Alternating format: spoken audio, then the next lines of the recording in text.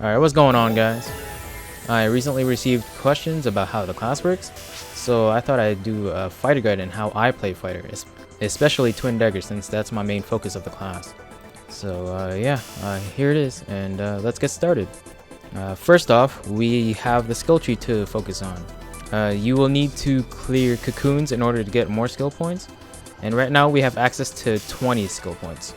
This is what the skill tree would look like if this is your first time visiting it, and To start it off, we have Overload, which increases the damage you take, but in exchange for more potency damage. The skill below Overload is Overload Endurance, which will let you survive a fatal attack with 1 HP and give some invulnerability when triggered. Overload is also an active, so you can put it inside your sub palette, which is here. Overload, and you can actually put it on your weapon too. So equip weapons, any fighter weapon, and then click on that, first tab, and then Overload, so you can apply it right here too. It's if you want to. The next two skills over is just increased damage and PP when the enemy is down. The one on the top right corner, which is probably the most important skill for fighter, is Fighter Skip Arts. This is where you'll be able to skip the first half of the PA and go straight into the second half.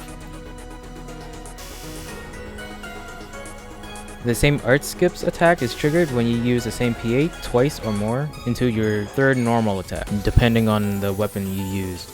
The next skill over, another art skip triggers when chaining one photon art into another. It works the same, but it goes into a fourth normal attack instead.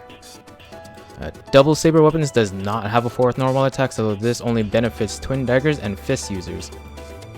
Moving to the bottom left of the skill tree, Dagger attack will let you do up to 4 normal attacks. You'll start off with 3 normal attacks before getting this skill.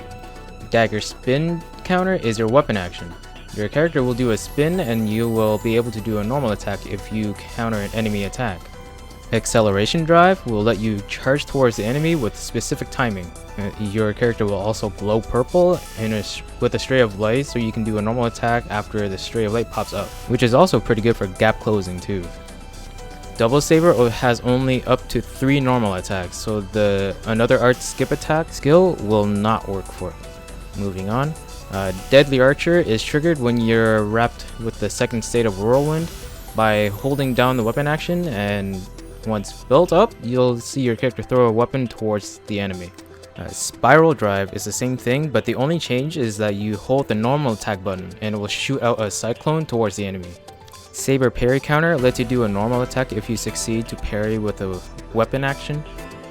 And Saber Parry Another Counter has a special counter that lets you teleport towards the enemy and counter attack if you press the weapon action again, instead of pressing the normal attack button.